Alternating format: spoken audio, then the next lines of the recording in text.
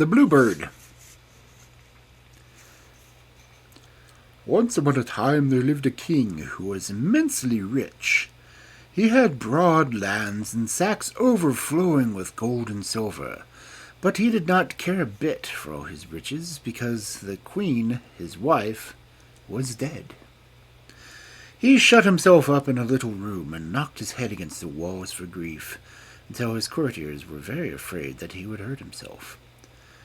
So they hung feather beds between the tapestries in the wall, and then he could go on knocking his head as long as it was any consolation to him, without coming to much harm. All his subjects came to see him and said whatever they thought would comfort him. Some were grave, even gloomy with him, and some agreeable, even gay. But no one could make the least impression on him. Indeed, he hardly seemed to hear what they say. At last a lady came who was wrapped in a black mantle and seemed to be in the deepest grief. She wept and sobbed until the king's attention was attracted, and when she said that, far from coming to try to diminish his grief, she, who had just lost a good husband, was come to add her tears to his, since she knew what he must be feeling. The king redoubled his lamentations. Then he told the sorrowful lady long stories about the good qualities of his departed queen, and she in turn recounted all the virtues of her departed husband. And this passed the time so agreeably that the king quite forgot to thump his head against the feather beds, and he and the lady did not need to wipe the tears from her great blue eyes as often as before. By degrees they came to talking about other things in which the king took an interest, and in a wonderfully short time the whole kingdom was astonished by the news that the king was married again to the sorrowful lady. Now the king had one daughter, who was just 15 years old. Her name was Fiordilisa, and she was the prettiest and most charming princess imaginable, always gay and merry. The new queen, who also had a daughter, very soon sent for her to come to the palace. Storyteller was her name, and had been brought up by her godmother, the fairy Mazilla. But in spite of all the care bestowed upon her, she was neither beautiful nor gracious. Indeed, when the queen saw how ill-tempered and ugly she appeared beside Fiordilisa, she was in despair, and did everything in her power to turn the king against his own daughter, in the hope that he might take a fancy to Storyteller. One day the king said that it was time Fiordilisa and Storyteller were married, so he would give one of them to the first suitable prince who visited his court. The queen answered, "My daughter certainly ought to be the first to be married. She is older than yours, and 1,000 times more charming." The king, who hates disputes, said, "Very well, it's no affair of mine. Settle it in your own way." Very soon after the news came that King Charming, who was the most handsome and magnificent prince in all the country around, was on his way to visit the king. As soon as the queen heard this, she set all her jewelers, tailors, weavers, and embroiderers to work upon splendid dresses and ornaments for Storyteller. But she told the king that Fiordilisa had no need of anything new, and the night before the king was to arrive, she bribed her waiting woman to steal away all the princess's dresses and jewels, so that on the day when it came, and Fiordilisa wished to adorn herself as became her high rank, had not even a ribbon to find. Easily as you could have guessed, she had played the trick. She made no complaint, but sent to the merchants for some rich stuffs. But they said that the queen had expressly forbidden them to supply her with any, and they dared not to disobey. So the princess had nothing left to put on but the white frock that she had been wearing the day before, and dressed in that she went down when the time of the king's arrival came, and sat in a corner hoping to escape notice. The queen received her guest with great ceremony and presented him to her daughter, who was gorgeously attired. But so much splendor only made her ugliness more noticeable, and the king, after one glance at her, looked the other way. The queen, however, only thought that he was bashful, and took pains to keep Storyteller in full view. King Charming, when he asked if there was not another princess, one named Fiordalisa. Yes, said Storyteller, pointing with her finger. there she is, trying to keep out of sight because she is not smart. At this, Fiordalisa blushed and looked so shy and so lovely that the king was fairly astonished. He rose and, bowing low before her, said, "Madam, your incomparable beauty needs no adornment." "Sire," answered the princess, "I assure you that I am not in the habit of wearing dresses as crumpled and untidy as this one, so I should have been better pleased if you had not seen me at all." "Impossible!" cried King Charming. "Wherever such a marvelously beautiful princess appears, I can look at nothing else." Here the queen broke in, saying sharply, "I assure you, sire, that Fiordalisa is vain enough already. Pray make her no more flattering speeches." The king quite understood that she was not pleased, but that did not matter to him, so he admired Fiordalisa to his heart's content, and talked to her for 3 hours without stopping.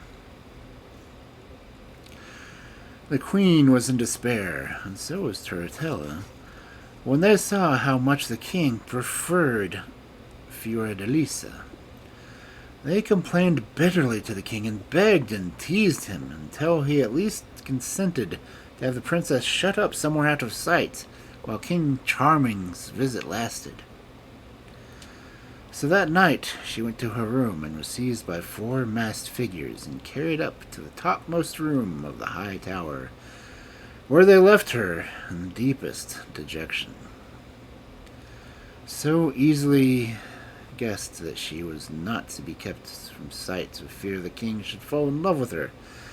But then how disappointing that was, for she already liked him very much, and would have been quite willing to be chosen for his bride. As King Charming did not know what had happened to the princess, he looked forward impatiently to meeting her again, and he retired to talk about her with the other courtiers when they were placed in attendance with him. But by the queen's orders they would say nothing good of her, but declared that she was vain, capricious, and bad-tempered, and that she tormented her waiting maids, and that, in spite of all the money that the king gave her, she was so mean that she preferred to go out dressed like a poor shepherdess rather than spend any of it. All these things vexed the king very much, and he was silent. "Is it true," he thought, "that she is so very poorly dressed, but then she is so ashamed that it proves that she is not accustomed to be so? I cannot believe that, with that lovely face, that she can be ill-tempered and contemptible, as they say. No, no, the queen must be jealous of her for the sake of that ugly daughter of hers, and so these evil reports are spread." The courtiers could not help seeing that what they had told the king did not please him, and one of them cunningly began to praise Fiordalisa when he could talk to the king without being heard by the others. King Charming thereupon became so cheerful and interested in all he said that it was easy to guess how much he admired the princess. So when the queen sent for the courtiers and questioned them all about what he had found out, the report confirmed her worst fears. As to the poor Princess Fiordalisa, she cried all night without stopping. "It would have been quite bad to be shut up in this gloomy tower before I had seen the King Charming," she said. "But now, when he is here and is enjoying themselves without them, it is so unkind." The next day, the Queen and King Charming splendid. The Queen sent King Charming splendid presents of jewelry and rich stuffs, and among other things, an ornament made expressly in honor of the approaching wedding. It was a heart cut out of one huge ruby, and was surrounded by several diamond arrows, and one piercing it. A golden true lover's knot above the heart bore the motto, "But one can wound me," and the whole jewel was hung upon a chain of immense pearls. Never since the world has been a world had such a thing been made, and the king was quite amazed when it was presented to him. The page who brought it begged him to accept it from the princess, who chose him to be her knight. "What?" cried he. "Does the lovely Princess Fiordalisa design to think of me as admirable and encouraging way?" "You confuse the names, sire," said the page hastily. "I come on behalf of Princess Storyteller." "Oh, this is Storyteller who wishes me to be her knight," said the king coldly. "I am sorry I cannot accept the honor." And he sent the splendid gifts back to the queen and Storyteller, who were furiously angry at the contempt with which they were treated. As soon as he possibly could, King Charming went to see the king and queen, and as he entered the hall, he looked for Fiordalisa, and every time anyone came in, he started around to see who it was, and was altogether so uneasy and dissatisfied that the queen saw it plainly. But she would not take any notice, and talked of nothing but the entertainments she was planning. The prince answered at random, and presently asked if it was to not see, or not to have the pleasure of seeing Princess Fiordalisa. "Sire," answered the queen haughtily, "her father has ordered that she shall not leave her own apartments until my daughter is married." "What can be the reason for keeping that lovely princess a prisoner?" cried the king in great indignation. "That I do not know," answered the queen, "and even if I did, I might not feel bound to tell you." The king was terribly angry at being thwarted like this. He felt certain that Storyteller was to blame for it. So casting a furious glance at her, he abruptly took leave of the queen and returned to his own apartments. There he said to a young squire whom he had brought with him, "I would give all I have in this world to gain the goodwill of one such as the princess's waiting women, and retain a moment's speech with Fiordalisa."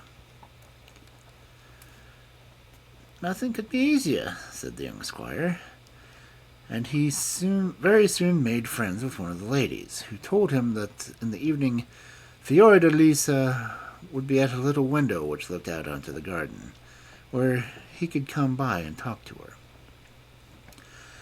"Only," she said, "he must take great care not to be seen, as it would be as much as her place was worth to be caught helping King Charming to see the princess." The squire was delighted, and promised all she asked. But the moment he had run off to announce his success to the king, a false waiting woman went and told the queen all that had passed. She at once determined that her own daughter should be at the little window, and she taught her so well all she had to say and do, that even the stupid Storyteller could make no mistake. The night was so dark that the king had not a chance of finding out the trick was being played upon him, so he approached the window with the greatest delight, and said everything that he had been longing to say to Fiordalisa to persuade her of his love for her. Storyteller answered that she had been taught, that she was very unhappy, and that there was no chance of her being better treated by the queen until her daughter was married. And the king entreated her to marry him, and thereupon he drew a ring from his finger and put it on Storyteller's. And she answered him as well as she could. The king could not help thinking that she did not say exactly why he would have expected this from darling Fiordalisa, but he persuaded himself that the fear of being surprised by the queen was making her awkward and unnatural. Which... he would not leave her until she had promised to see him again that next night, which Turritella did willingly enough. The queen was overjoyed at the success of her stratagem, and promised herself that all would be as she wished. And sure enough, as soon as it was dark the following night, the king came, and bringing with him a chariot which he had been given by an enchanter, who was his friend. The chariot was drawn by flying frogs, and the king easily persuaded Turritella to come out and let him put her into it. Then mounting beside her, he cried triumphantly, "Now, my princess, you are free. Where will it please you that we shall hold our wedding?" And Turritella, with her head muffled by her mantle, answered that Fairy Mozilla was her godmother, and that she would like it to be at her castle. So the king told the frogs, who had a map of the world in their heads, and very soon he and Turritella were set down at the castle of Fairy Mozilla. The king would certainly have found out his mistake the moment they stepped from the brilliantly lighted castle, but Turritella held her mantle more closely around her, and asked to see the fairy by herself, and quickly told her all that happened, and how she had succeeded in deceiving King Charming. "Oh, my daughter," said the fairy, "I see we have no easy task before us. He loves Fiordalisa so much that he will not be easily pacified. I feel sure he will defy us." Meanwhile, the king was waiting in a splendid room with diamond walls, so clear that he could see the fairy and Turritella as they stood whispering together, and he was very much puzzled. "Who can have betrayed us?" he said to himself. "How comes our enemy here? She must be plotting to prevent our marriage. Why doesn't my lovely Fiordalisa make haste and come back to me?" But it was worse than anything he had imagined when the Fairy Mozilla entered, leading Turritella by the hand, and said to him, "Prince Charming, here's the Princess Turritella, to whom you have plighted your faith. Let us have the wedding at once." "Ah!" cried the king. "I marry that little creature? What do you take me for? I've promised her nothing." "Say no more. Have you no respect for a fairy?" answered she angrily. "Yes, ma'am," answered the king. "I am prepared to respect you as much as a fairy can be respected. But if you will give me back my princess—" "I am not here," interrupted Turritella. "Here is the ring you gave me. With whom did you talk in the little window if it was not with me?" "What?" cried the king angrily. "Have I been altogether deceived and deluded? Where is my chariot? Not another moment will I stay here." "Oh," said the fairy, "not so fast." And she touched his feet, which immediately became as firmly fixed to the floor as if they had been nailed there. "Oh, do whatever you like with me," said the king. "He may turn me to stone, but I will marry no one but Fiordalisa." And not another word would he say, though the fairy scolded and threatened, and Turritella wept and raged for 20 days and 20 nights. At last the Fairy Mozilla said furiously, for she was quite tired of his obstinacy, "Choose whether you will marry my goddaughter, or do penance 7 years for breaking your word to her." And the king cried gaily, "Pray do whatever you like with me, as long as you deliver me from this ugly scold." Wow. "Scold?" cried Turritella. Who are you? I should like to know that you dare call me a scold. A miserable king who breaks his word and goes about in a chariot drawn by croaking frogs out of a marsh. Let us have no more of these insults, cried the fairy. Fly from that window, ungrateful king, and for 7 years be a bluebird. As she spoke, the king's face altered. His arms turned to wings, his feet into little crooked black claws. In a moment he had a slender body like a bird, covered with shining blue feathers. His beak was like ivory, his eyes were bright as stars, and a crown of white feathers adorned his head. As soon as the transformation was complete, the king uttered a dolorous cry and fled through the open window, pursued by the mocking laughter of Storyteller and the fairy Mozilla. He flew on until he reached the thickest part of the wood, and there, perched upon a cypress tree, he bewailed his miserable fate. Alas, in 7 years who knows what may happen to my darling Fiordalisa, he said. Her cruel stepmother may have married her to someone else before I am myself again. And then what good will life be to me? In the meantime, the fairy Mozilla had sent Storyteller back to the queen, who was all anxiety to know how the wedding had gone off. But when her daughter arrived and told her all that had happened, she was terribly angry. And, of course, her wrath fell upon Fiordalisa.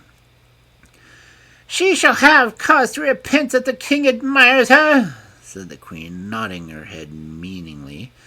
And then she and Storyteller went up to the little room in the tower where the princess was imprisoned. Fiordalisa was immensely surprised to see that Storyteller was wearing a royal mantle and a diamond crown, and her heart sank when the queen said, My daughter has come to show you some of her wedding presents, for she is King Charming's bride. And they are to be the happiest pair in the world. He loves her to distraction. All this time, Storyteller was spreading out lace and jewels and rich brocades and ribbons before Fiordalisa's unwilling eyes, and taking good care to display King Charming's ring, which she wore upon her thumb. The princess recognized it as soon as her eyes fell upon it, and after that she could no longer doubt that he had indeed married Storyteller, and cried in despair, Take away these miserable gods! What pleasure has a wretched captive in the sight of them? And then she fell insensible upon the floor, and the cruel queen laughed maliciously and went away with Storyteller, leaving her there without comfort or aid. That night the queen said to the king that his daughter was so infatuated with King Charming, in spite of his never having shown any preference for her at all, that it is just as well that she should stay in the tower till she came for her senses. To which he answered that it was her affair, and she could give what orders she pleased about the princess. When the unhappy Fiordalisa recovered and remembered all that she had just heard, she began to cry bitterly, believing that King Charming was lost to her forever, and all night long she sat at her open window, sighing and lamenting. But when it was dawn, she crept away into the darkest corner of the little room and sat there, too unhappy to care about anything. As soon as night came again, she once more leaned out into the darkness and bewailed her miserable lot. Now, it happened that King Charming, or rather the Bluebird, had been flying around the palace in hope of seeing his beloved princess, but had dared not go too near the window for fear of being seen and recognized by Storyteller. When night fell, he had not succeeded in discovering where Fiordalisa was imprisoned, and, weary and sad, he perched upon a branch in a tall fir tree which grew close to the tower, and began to sing himself to sleep. But soon as the soft voice lamenting attracted his attention, and listening intently, he could hear it say, Cruel queen, what have I ever done to be imprisoned like this? And I am not unhappy enough before, that you must need come and taunt me with your happiness of your daughter, who is enjoying now she is the King Charming's bride. The bluebird, greatly surprised, waited impatiently for the dawn, and the moment it was light he flew off to see who it was who had been speaking thus. But he found the window shut, and could see no one.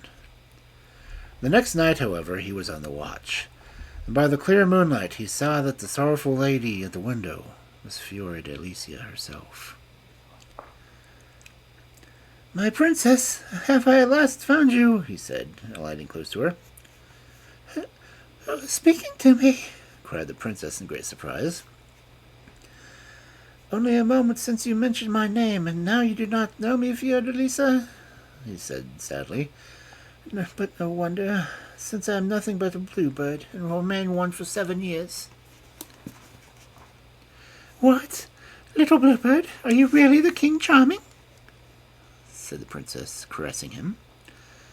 It is true, he answered. For being faithful to you I am thus punished. But believe me, if it were twice as long, I would bear it joyfully rather than give you up. Oh, what are you telling me? Cried the princess. Has not your bride Storyteller just visited me, wearing a royal mantle and diamond crown you gave her? I cannot be mistaken, for I saw your ring upon her thumb.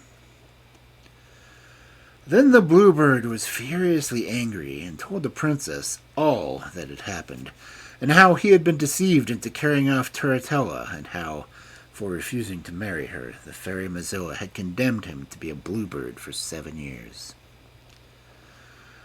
The princess was very happy when she heard how faithful her lover was, and would never have tired of hearing his love speeches and explanations.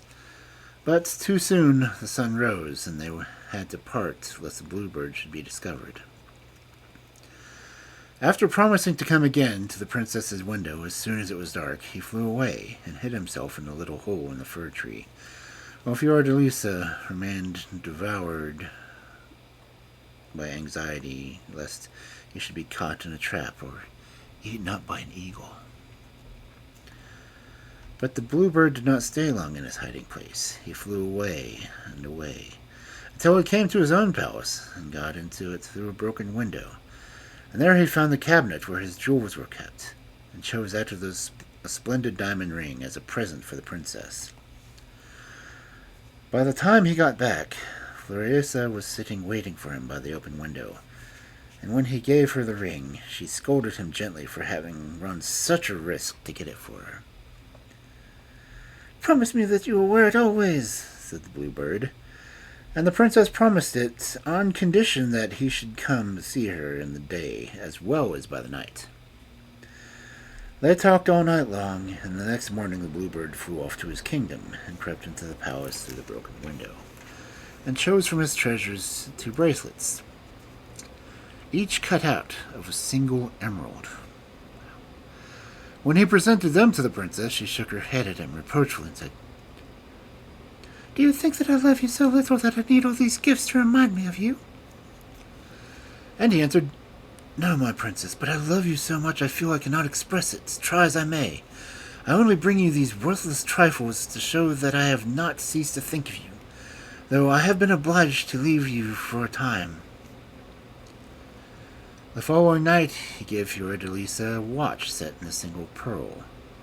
The princess laughed a little when she saw it and said, You may well give me a watch, for since I have known you I have lost the power of measuring time.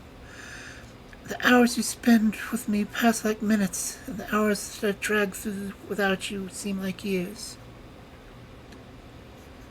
Ah, princess, they cannot seem so long to you as they do to me, he answered. Day by day he brought more beautiful things for the princess, diamonds and rubies and opals, and at night she decked herself with them to please him, but by the day she hid them away in her straw mattress. When the sun shone, the bluebird, hidden in the tall fir tree, sang to her so sweetly that all the passers-by wondered, and said that the wood was inhabited by spirits. And so 2 years slipped away, and still the princess was a prisoner, and Turritella was not married.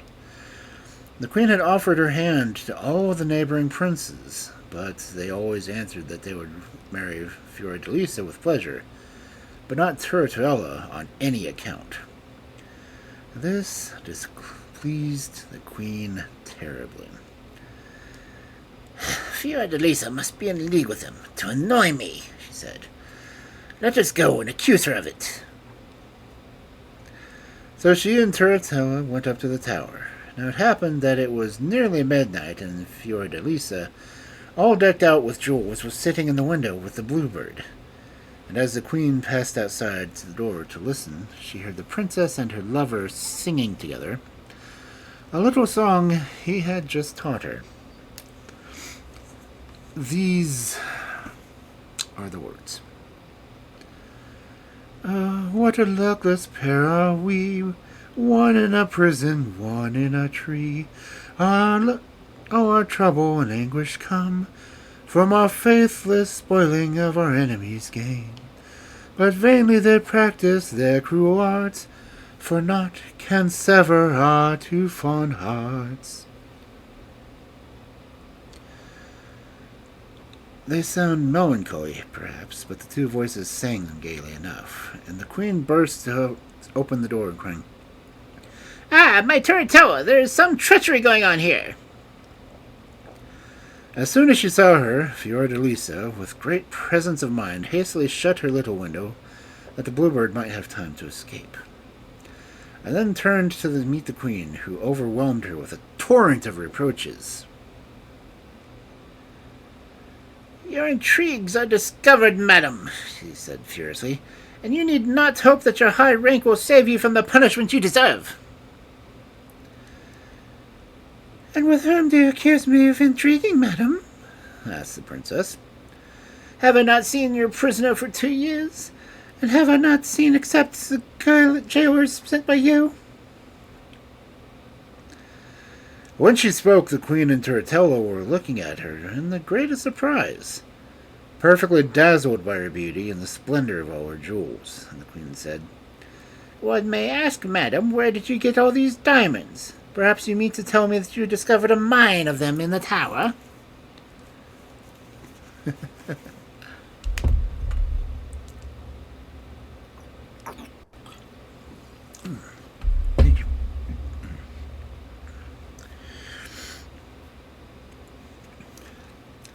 I certainly did find them here, answered the princess. And pray, said the queen, her wrath increasing at every moment, for whom's admiration are you decked out like this, since I have often seen you not half as fine as the most important occasions at court? For my own, answered Fiordalisa. You must admit that I have plenty of time on my hands, so you cannot be surprised at my spending some of it in making myself smart. That's all very fine, said the queen suspiciously. I think I will look out and see for myself.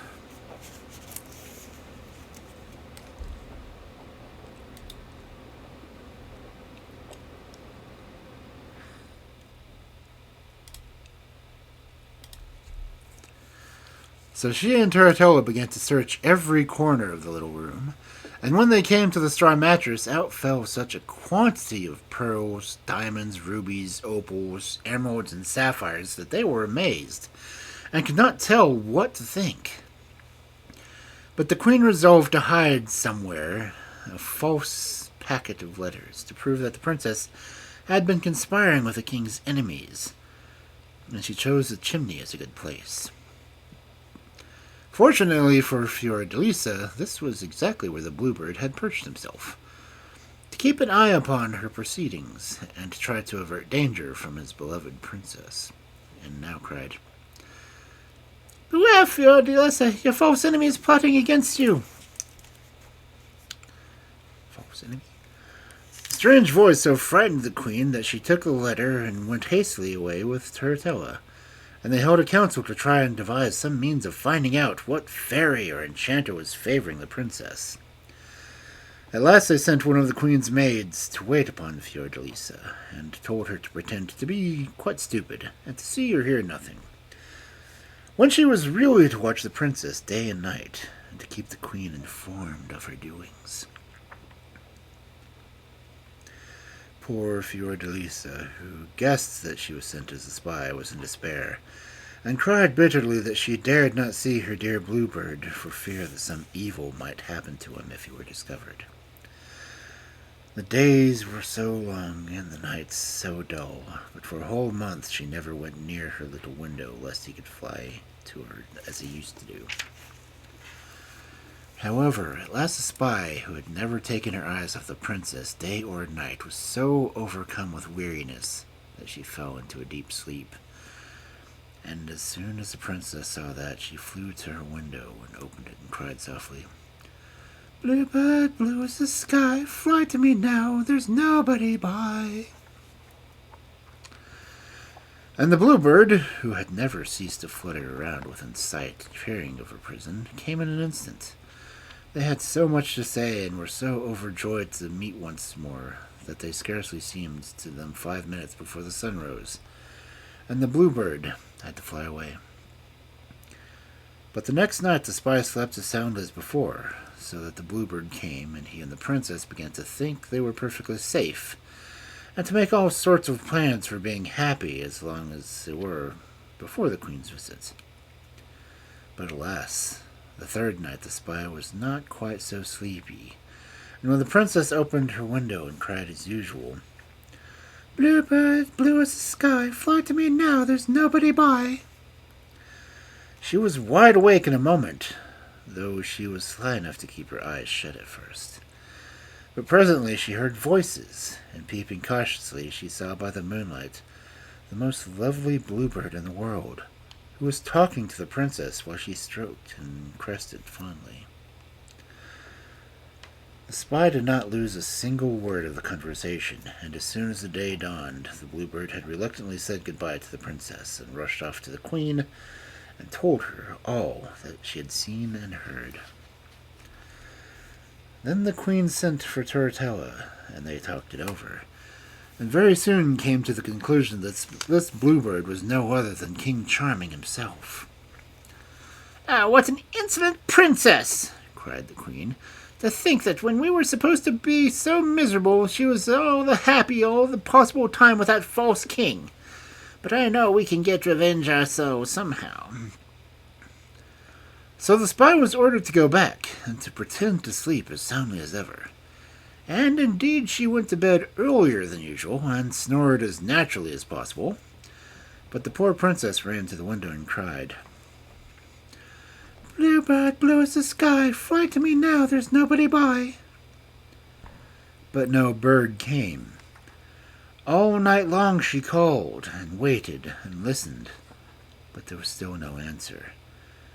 For the cruel queen had caused the fir tree to be hung all over with knives, swords, razors, shears, billhooks, and sickles, so that when the bird heard her call and flew towards her, his wings were cut, and his little black feet clipped off, and pierced and stabbed in 20 places, and fell back bleeding into his hiding place in the tree, and lay there groaning in despair, for he thought the princess must have been persuaded to betray him to regain her liberty.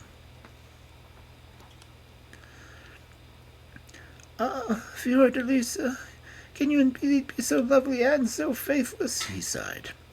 "Then I may as well die at once." And he turned over on his side and began to die. But as it happened that his friend the enchanter had been very much alarmed at seeing the frog chariot come back to him without King Charming, and had been round the world 8 times seeking him, but without success. At the very moment when the king gave himself up to despair, he was passing through the wood for the 8th time, and called, as he had done all over the world, "Charming! King Charming! Are you here?" The king at once recognized his friend's voice and answered very faintly, "I am here." The enchanter looked all around him, but could see nothing. Then the king said again, "I am a bluebird." Then the enchanter found him in an instant, and seeing his pitiable condition, ran hither and thither without a word, until he had collected a handful of magic herbs, with which, and a few incantations, he speedily made the king whole and sound again. "Now," he said, "let me hear all about it. There must be a princess at the bottom of this." Isn't there always? "There are two," answered King Charming with a wry smile.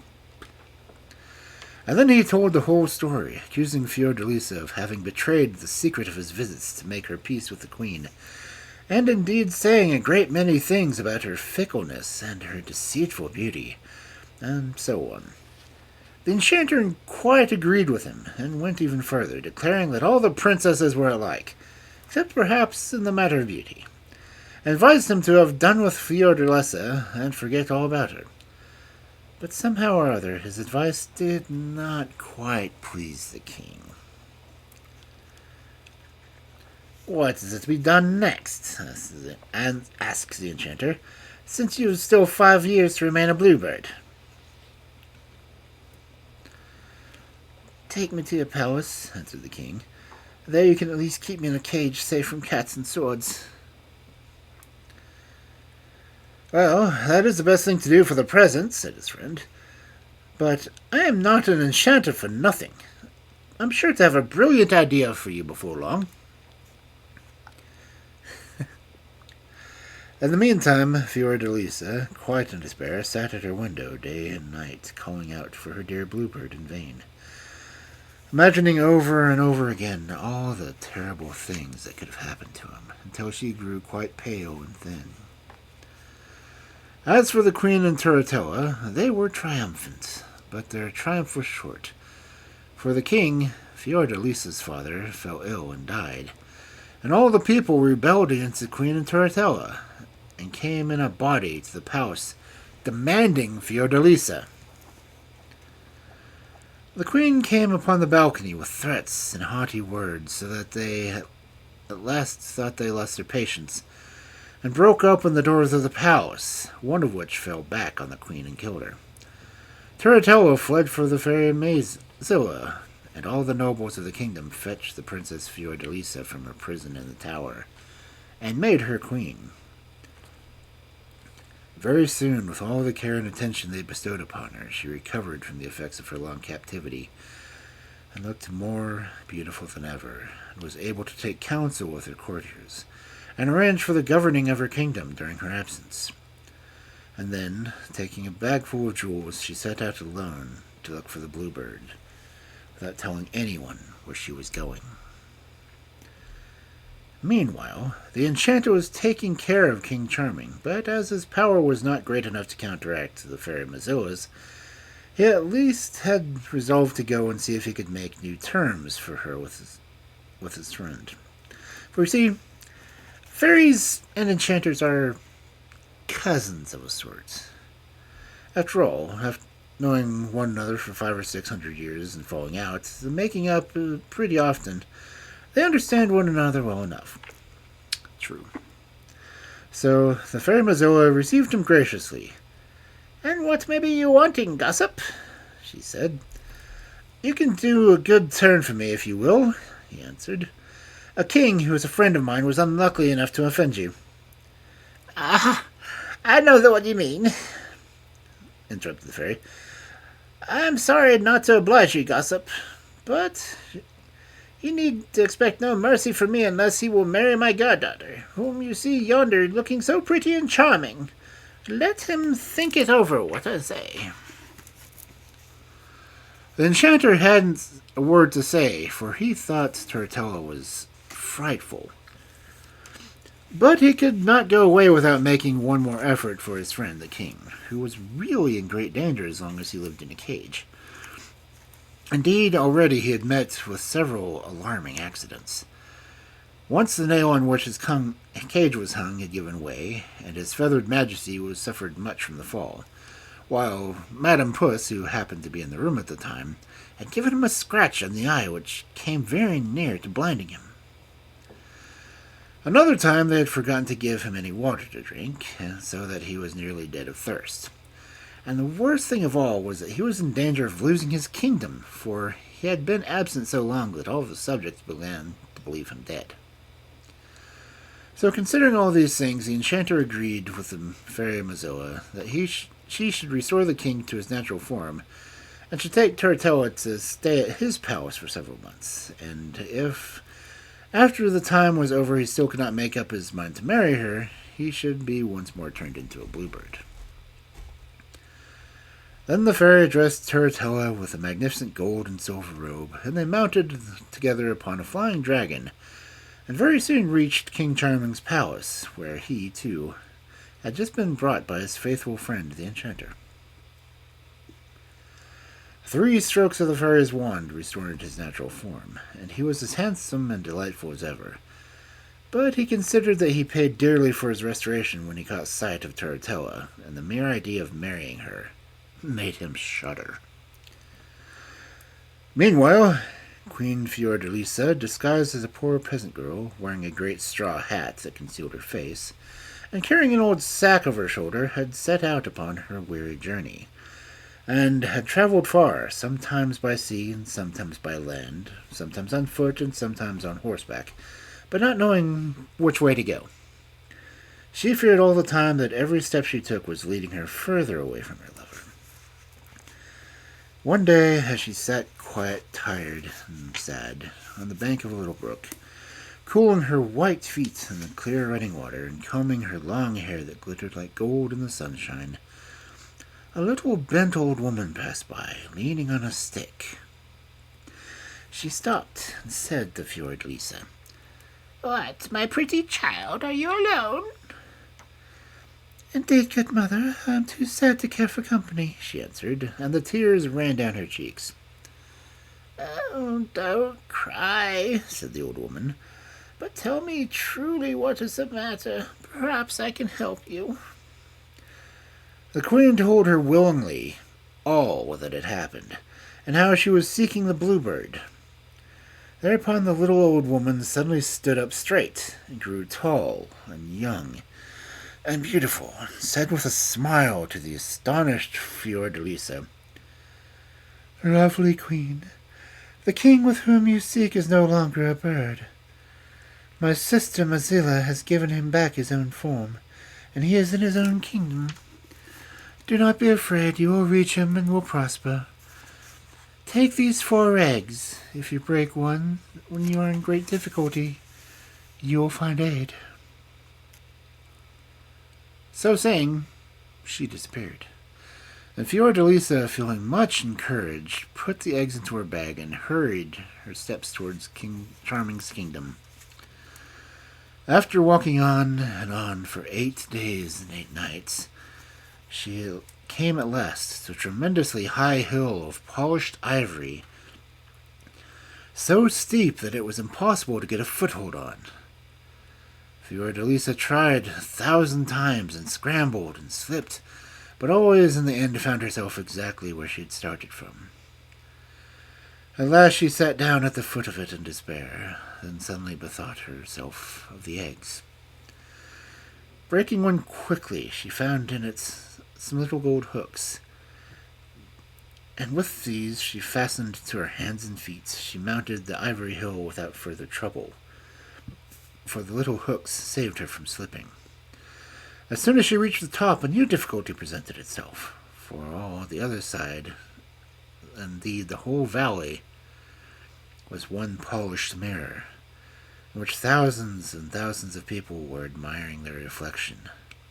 For this was a magic mirror, in which people saw themselves just as they wished to appear, and pilgrims came to it from the 4 corners of the world.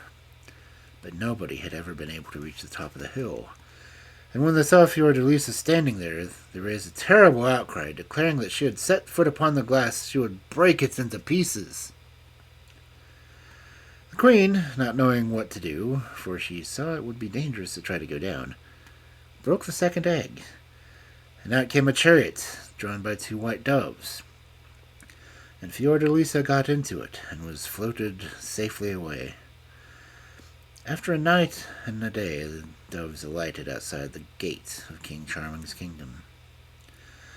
Here the queen got out of the chariot and kissed the doves and thanked them. And with a beating heart she walked into the town, asking the people she met where she could see the king. But they only laughed at her, crying, "See the king? And pray, why do you want to see the king, my little kitchen maid? You had better go and wash your face first. Your eyes are not clear enough to see him." For the queen had disguised herself and pulled her hair down about her eyes, that no one might know her. And they could not tell her. So she went on farther, and presently asked again, and this time the people answered that tomorrow she might see the king driving through the streets with the princess Storyteller, as it was said that at last he had consented to marry her. This was indeed terrible news for Fiordalisa. She had come all this weary way to find Storyteller had succeeded in making King Charming forget her. She was too tired and miserable to walk another step, so she sat down in a doorway and cried bitterly all night long. As soon as it was light, she hastened to the palace, and after being sent away 50 times by the guards, she got in at last, and saw the thrones were set in the great hall for the king and Storyteller, who was already looked upon as queen.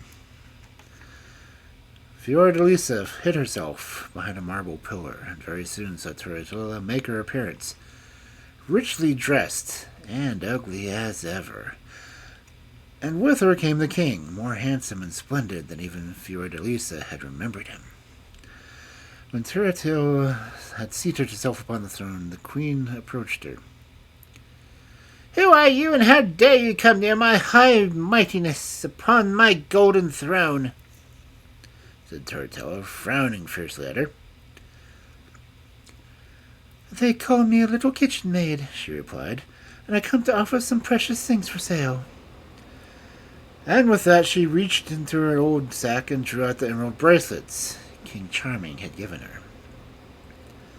"Oh, said Storyteller, "these are pretty bits of glass. I suppose you should like 5 silver pieces for them."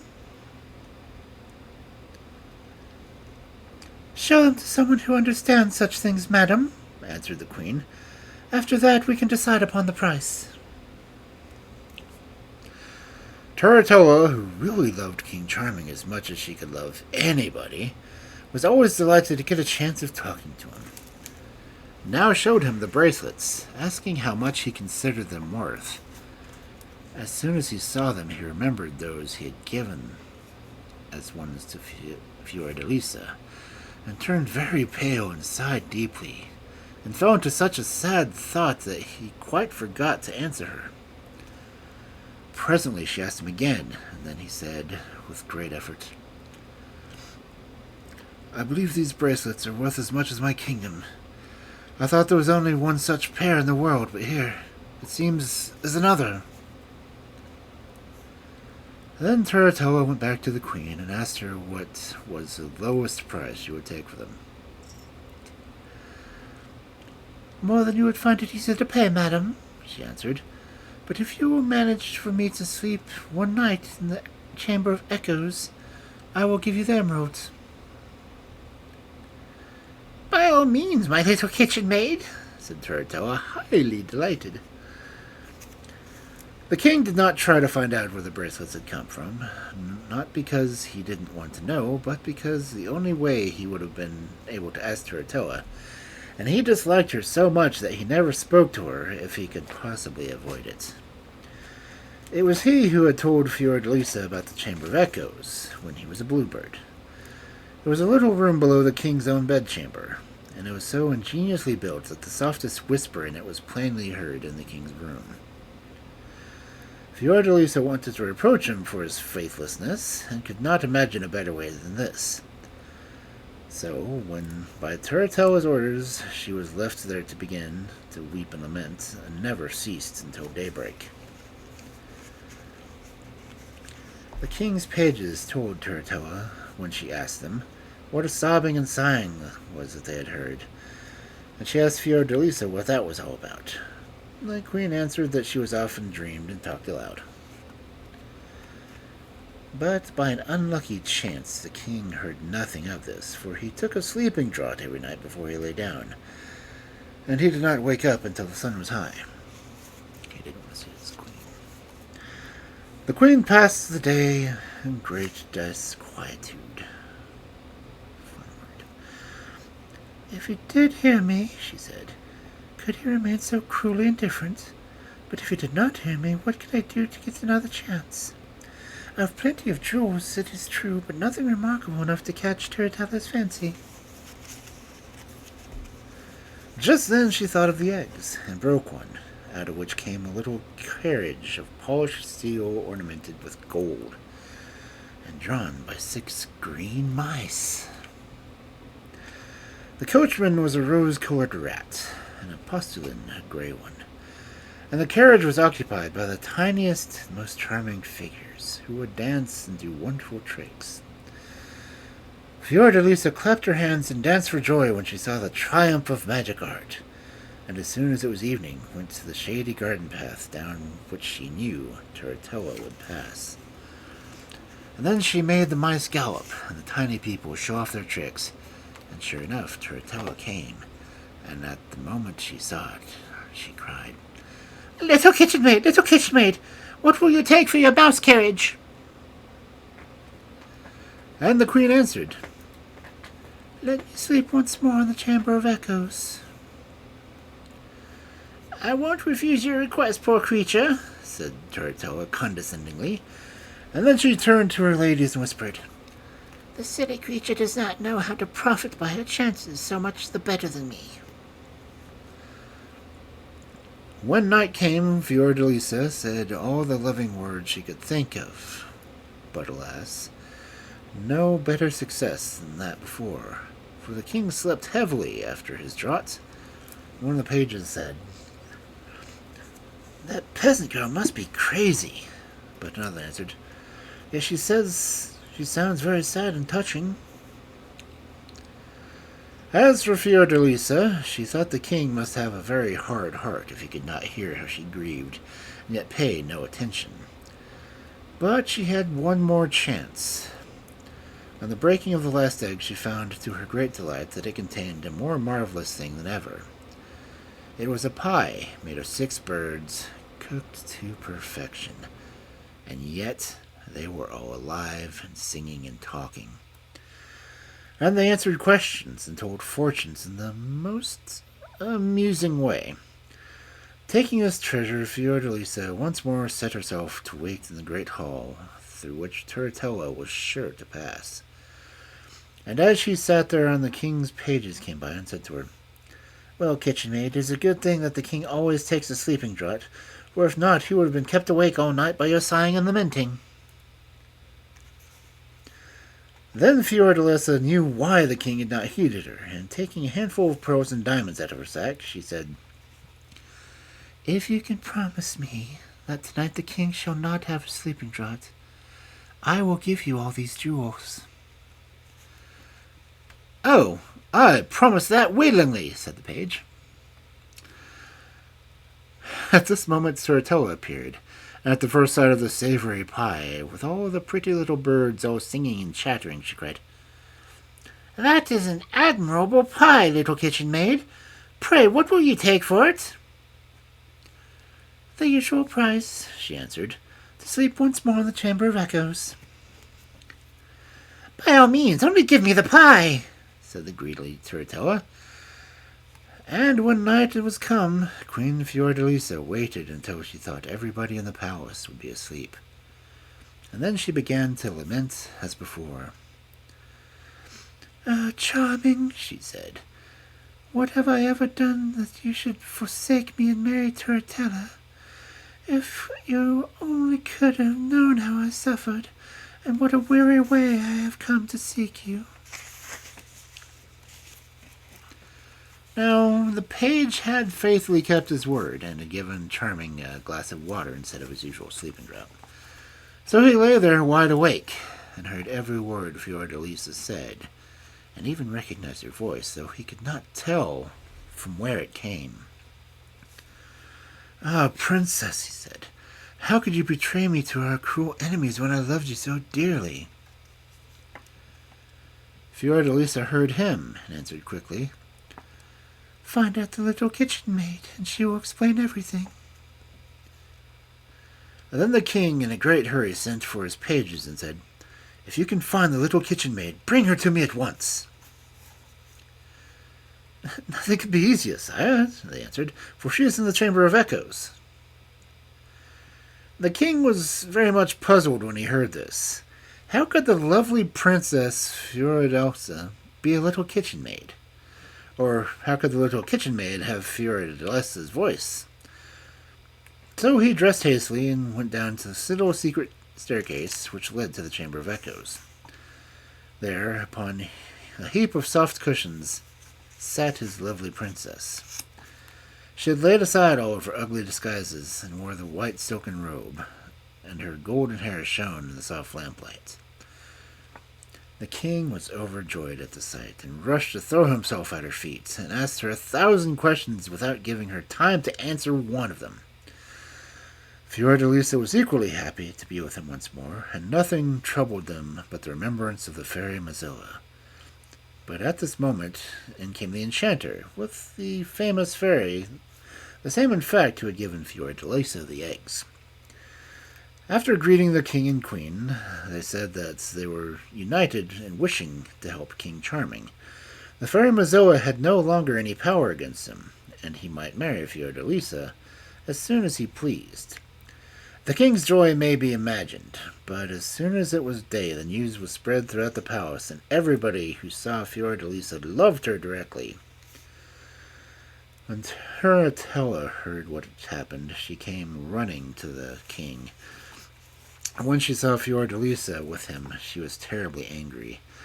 But before she could say a word, the enchanter and the fairy changed her into a big brown owl, and she floated away out of one of the palace windows, hooting dismally.